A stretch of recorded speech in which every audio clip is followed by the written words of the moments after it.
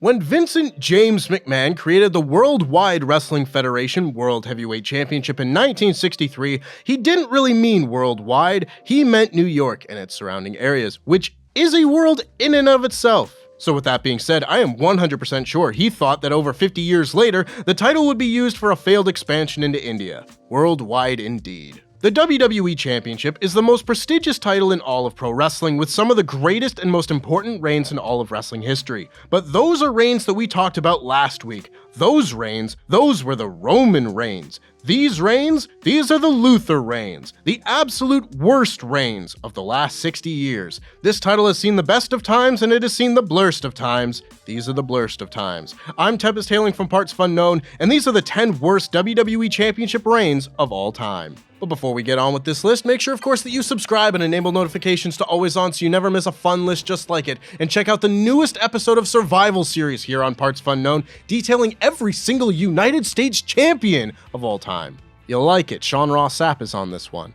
Number 10, Alberto Del Rio. Pardon me, that is notable prick, Alberto Del Rio. How could I be so foolish? Alberto Del Rio was earmarked for greatness upon his WWE arrival in 2010, beating Rey Mysterio on his first night in the company and winning the Royal Rumble match just months later. All signs pointed to Del Rio's imminent coronation, and then he lost at WrestleMania and at Extreme Rules. Then CM Punk got hot, and all of a sudden Del Rio on top wasn't as appealing an option, but that didn't stop WWE from pulling the trigger on him at SummerSlam, cutting the Summer of Punk short at the worst possible moment. What followed was two short, very bad reigns for Del Rio. His first, which ended in 5 weeks, and his second, the subject of this entry, which lasted 1 week longer. Maybe the best example of a title not elevating the talent, but being made to look worse by being around the waist of a complete loser. Let me paint a quick picture. It is Halloween night. WWE Champion Del Rio is booked in a Raw match against The Big Show, a man he is not feuding with at the time. They go 13 minutes, and Big Show knocks him out and pins him clean.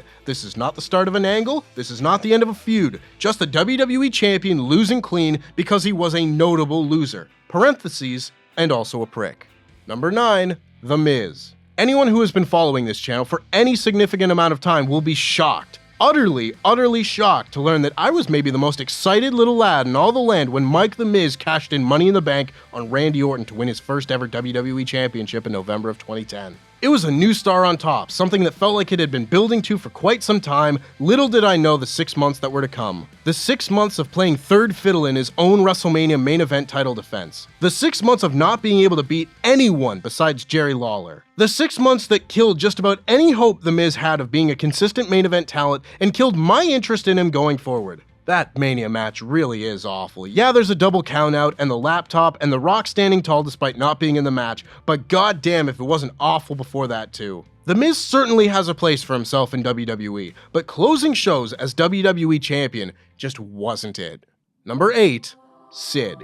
Is it Sid? The question that has permeated the universe since cells came together to create higher thought. When man first spoke, he asked, is it Sid? On the 8th day, the Lord created the question, is it Sid? The first line of text deciphered from the Rosetta Stone read, is it Sid? When Larson gifted Steve a softball, it was signed by someone. Is it Sid? Someone ended their WWE Championship reign by shitting his pants. Is it Sid? And when one asks who had the worst WWF Championship reign of 1997, it shouldn't even be a question.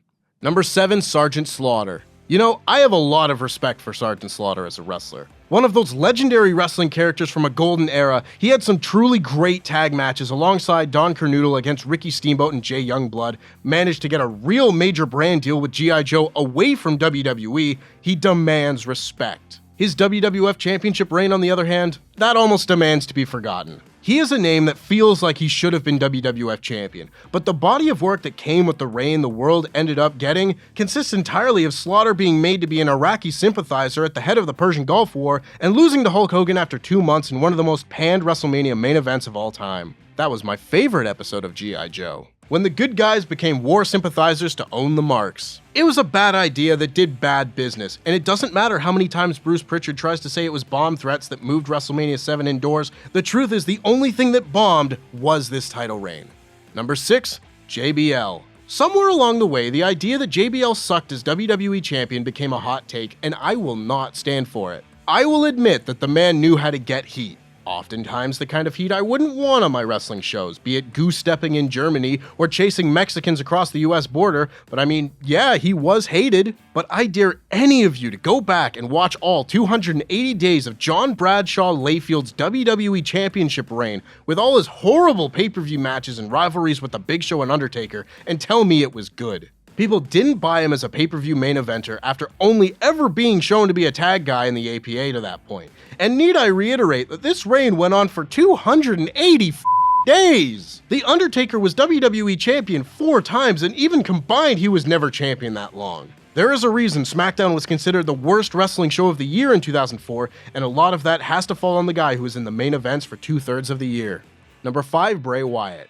At the very least, Bray Wyatt won the WWE Championship in a great match at Elimination Chamber 2017. Unfortunately, that is where my praise for Wyatt's lone WWE title reign ends. His 2017 rivalry with Randy Orton made no sense. Orton refused to face Wyatt at WrestleMania, but then was like LOL JK when a new #1 contender was crowned, and committed arson, burning down Bray's shrieking shack and putting a quote-unquote crucifix in the spirit of Sister Abigail or something. But that only made Bray more evil. So evil he was able to project maggots onto the ring at WrestleMania, where he lost the title in his only pay-per-view title defense in a horrible match. Bray would go on to have even wackier adventures with the Universal title later on, but for his one and only reign as WWE champion, it is hard to imagine him doing worse. 2017 was a bad year, full of bad WWE title reigns, and somehow this wasn't even the worst one.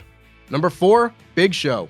The Big Show is someone who looks like he should be a wrestling champion, and, to be fair, his 2012 run as World Heavyweight Champion is actually pretty solid. Both his reigns as WWE Champion, however, amount to a Big Show-sized piece of poo. His month-long 2002 reign was bad, but his run in 1999 had every single thing wrong with it. From the blatant false advertising bait and switch of replacing Steve Austin with Big Show at Survivor Series to the all-time horrible feud with the Big Boss Man over Big Show's not-so-recently deceased father, culminating in one of the 10 worst WWE Championship matches of all time at Armageddon, watch Adam's list to find out the other 9, to losing the title back to Triple H after only 50 days. Big Show's first year in WWE ended with a giant wet fart, and somehow they still chose to include him in the main event of WrestleMania 3 months later. I mean, it's your own fault at that point. You knew what you were getting.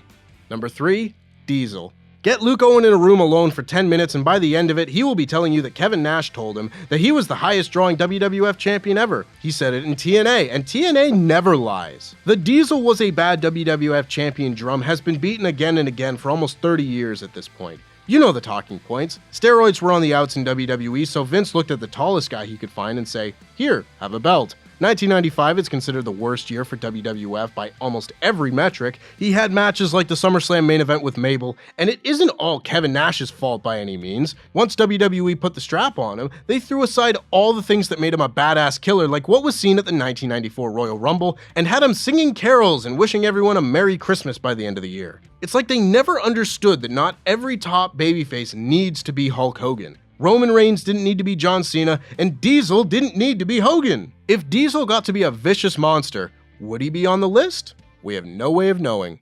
Number 2, all the really short ones. Dearly beloved, we are gathered here today to mourn the WWE Championship reigns that were ended before Tempest could think of anything to say about any of them individually. Stan Stasiak, 9 days. Andre the Giant, 1 minute 48 seconds. The Undertaker, 6 days. Hulk Hogan, 1 day. Yokozuna, 2 minutes 6 seconds. Bob Backlund, 3 days. Bret Hart, 1 day. Kane, 1 day. The Rock, 7 days. Mankind, 1 day.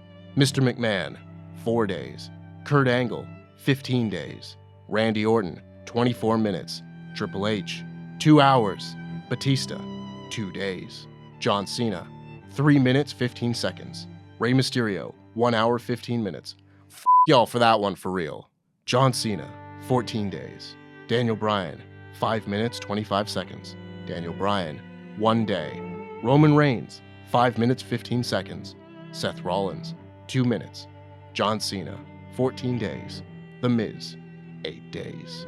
May you all be enshrined as the champions you sort of were, and I wish that you all could have taken days as champion away from number 1, Jinder Mahal. I don't care how many people on Twitter want to try and hot take their way out of this, Jinder Mahal was a terrible WWE champion, having the worst reign in the title's history. Some might like to say that the story of a jobber winning the WWE Championship was good, and sure, that would have been a good story, but WWE didn't tell that story. Jinder Mahal was not treated as a jobber who one day lucked his way into a WWE Championship reign and then had to adjust. WWE just decided one day that Jinder Mahal was a main event talent, and we all had to sit through it for the next 6 months, despite the fact that Jinder never learned how to wrestle any other style than a jobber's style. Congrats on killing Shinsuke Nakamura's momentum, having 5 terribly boring pay-per-view matches, throwing out casual racism on SmackDown, and not boosting business in India in any way. Normally, I like to take the chaos approach to watching Vince McMahon's WWE because it helped me save some brain cells, but Jinder as champion killed those brain cells through intense boredom. Cheers if you really love this reign, I suppose. We just like different things, and that's okay. And that's our list. Make sure, of course, that you like this video, subscribe, enable notifications to always on so you never miss a fun list just like it, and make sure you check out this clip from the latest episode of Survival Series. Today, we will be naming every single WWE United States Champion in reverse chronological order. Okay. Let's do some of these. Happy Independence Day, Americans. Every country in the world belongs to America.